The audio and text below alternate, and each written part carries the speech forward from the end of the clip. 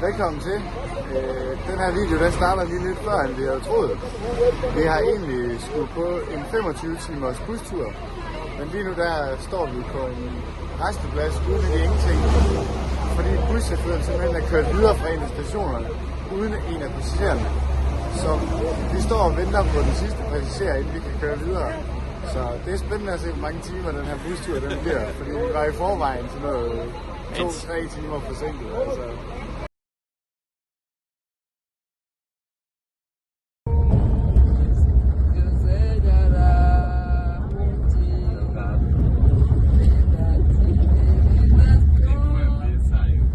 I går der kom vi til Salvador efter at have brugt 28 timer i en bus. Det var noget af en tur, og nu er vi kommet godt frem, og vi har fået noget morgenmad. Og i dag der skal vi ned til stranden, og vi skal se lidt museum og lidt forskellige ting.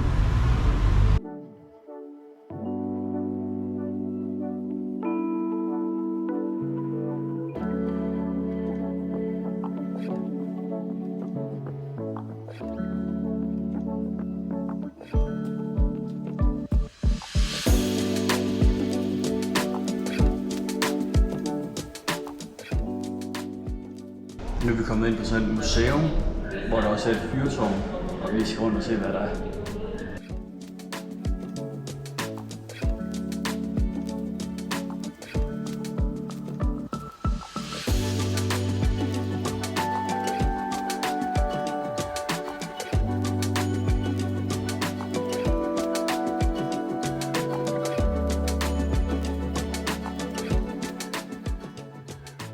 Og nu er vi der om 3, 2, 1.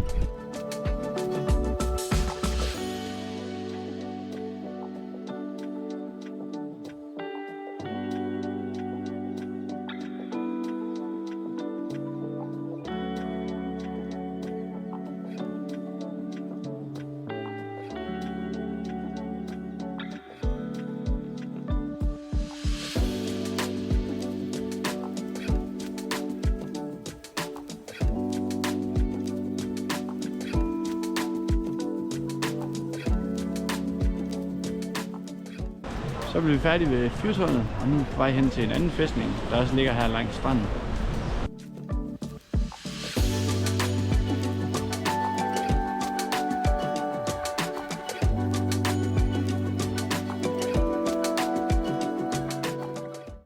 Så blev vi færdige op på fortet, og vi har nu lejet lidt snorkeludstyr og svømmefødder, og så skal vi ellers ud og svømme lidt rundt herude.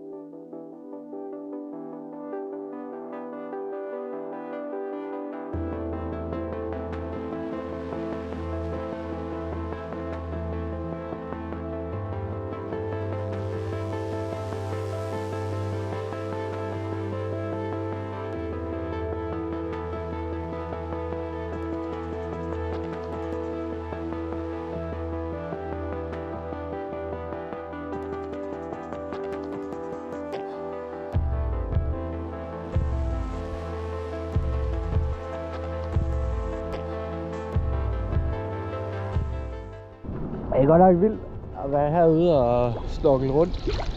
Der er godt nok vildt mange smukke dyr og planter og ting nede på bunden.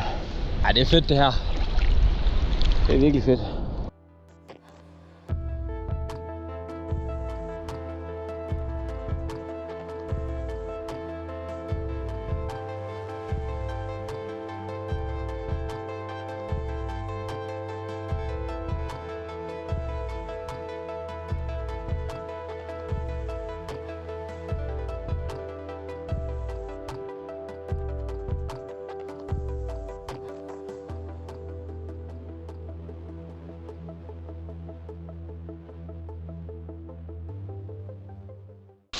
Nu er vi blevet færdige med at dykke, og nu skal vi til op med udstyret igen. Så fik vi afleveret udstyret tilbage og fik lige skyllet os en lille smule. Nu er vi nede og slappe lidt af, og så vente på solnedgang. så er det blevet næste dag, hvor vi er stået tidligt op, fordi vi skal på en tur. Og vi skal ned mod en flot strand, hvor der skulle være lidt andre sjove ting at se. Så er vi kommet frem til Praia do Forte, og det er sådan et ret flot sted, hvor vi lidt senere skal ind og se på sådan et skildpaddeprojekt, de har. Men lige nu der har vi lige lidt tid, hvor vi kan bade eller slappe af eller spise noget, så det vil vi gøre.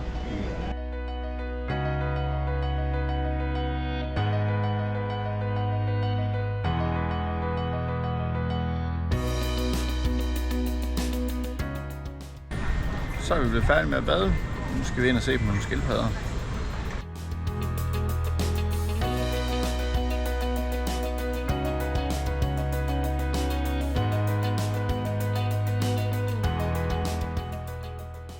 De kan altså veje op til 180 kilo og blive 1,36 meter lange. Jeg tror, den her den er godt på vej der.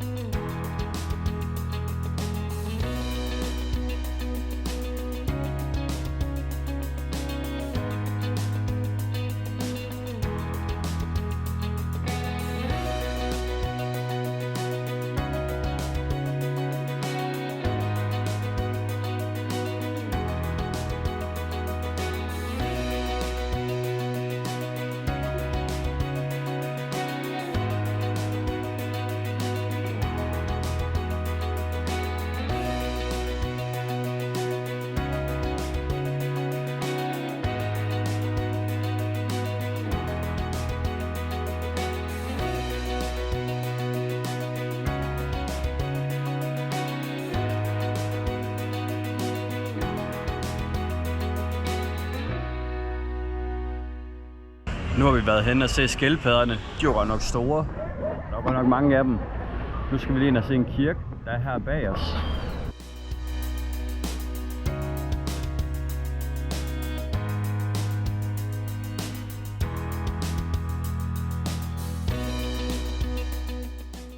Det var en fin lille kirke. Nu finder vi lige et sted at sidde ned, inden vi skal videre. Så har vi fået sådan en ret her, som vores guide han har anbefalet. Og han skulle lige hen og spørge tjenerne, om de rent faktisk havde det. Fordi der er både noget rejer og blæksprutte og nogle stykker hummer i det. Men det er noget, de fanger om morgenen, eller sådan i løbet af natten. Og så alt efter om de fanger noget eller ej, så er retten på menuen. Så i dag der er de heldigvis fanget det. Så nu skal vi til at spise. Så blev vi færdige med at spise noget vildt lækker mad. Og nu skal vi bare ned og bade.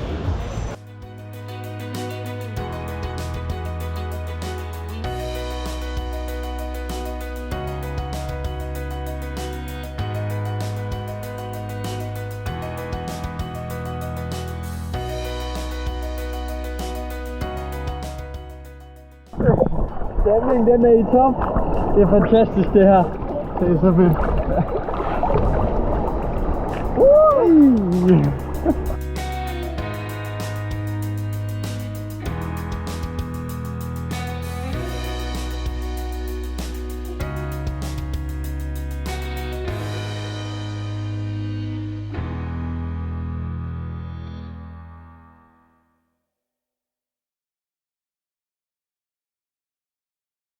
Vi kom godt hjem fra stranden i går.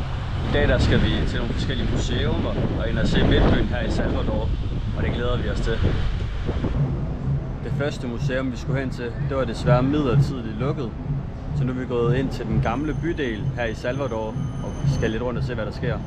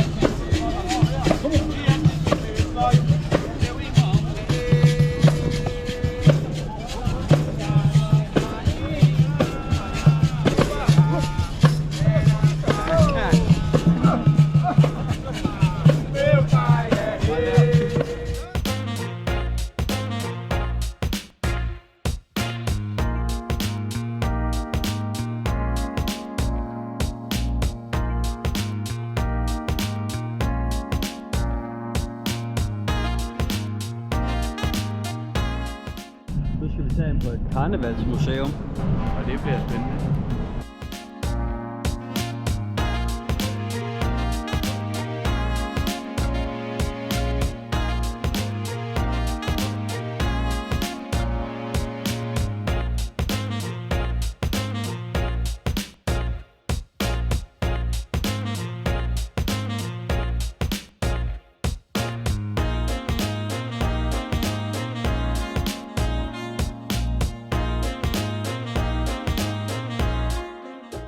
Så har vi været på museum. Det var virkelig spændende. Der var en del om sådan alt karneval, historien på de forskellige fronter. Det er sikkert begyndt at regne lidt, så vi ved ikke lige, om vi vender snuden hjemme, eller vi går lidt videre. Det skal lige se, hvor meget det regner.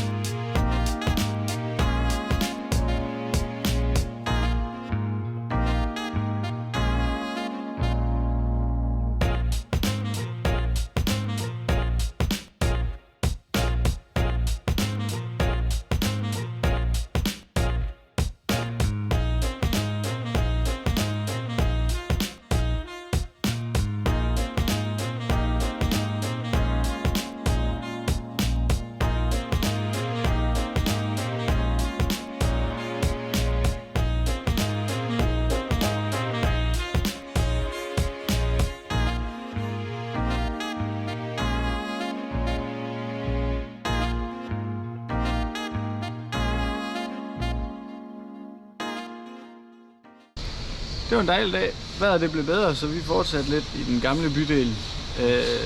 Og så var vi ude til en elevator, få noget lækkert at spise, og så ellers hjem. Og nu skal vi bare have en stille og rolig aften.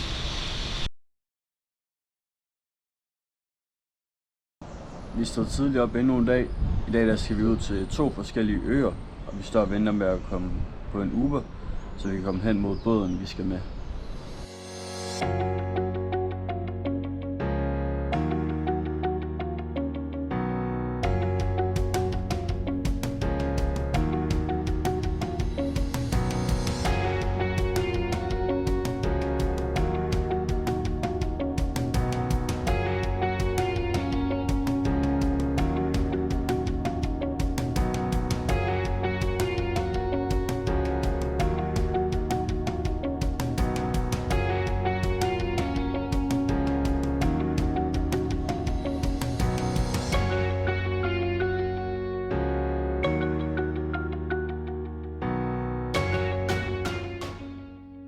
Nu er vi kommet ud på øen, og vi skal til at ud og bade, og det ser bare lækkert ud.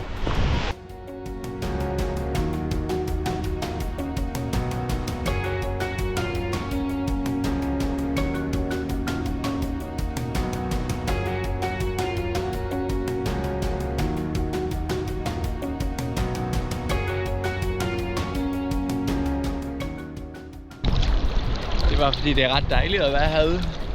Det er sådan en fantastisk temperatur, der er på bølgen. Her kommer lige en stor en. Og det er bare fedt.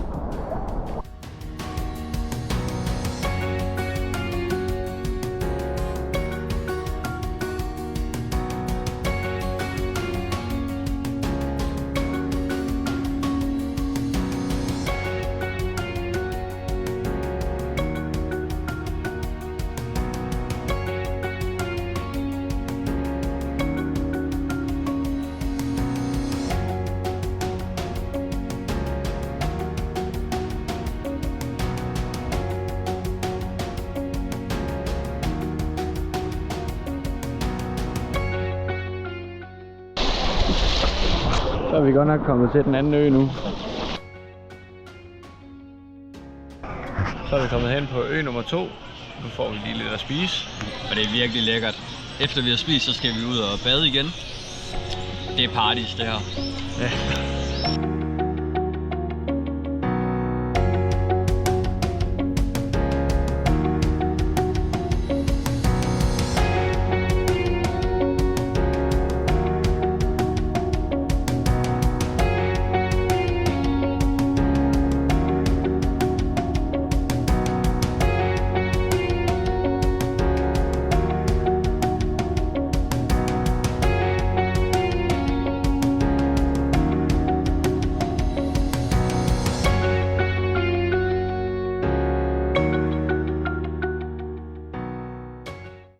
så vi er ved at være i havn efter en rigtig god dag på 2 øer.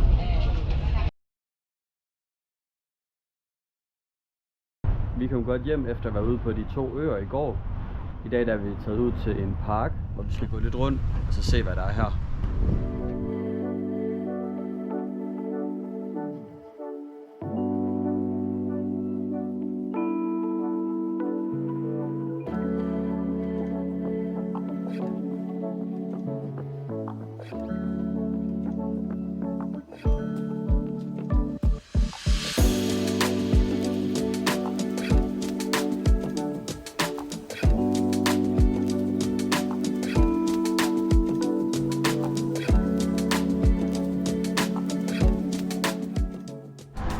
Det har været noget spændende tur indtil videre, vi er ude på. Der har været lidt stier, der så næsten lukket ud, og det er nok også fordi, de er ved at lave sådan en vejarbejde herude. Så vi kommer forbi nogle store maskiner, men indtil videre går det meget godt. Vi er næsten 12 km inde i turen, så vi nærmer os og været hele vejen rundt.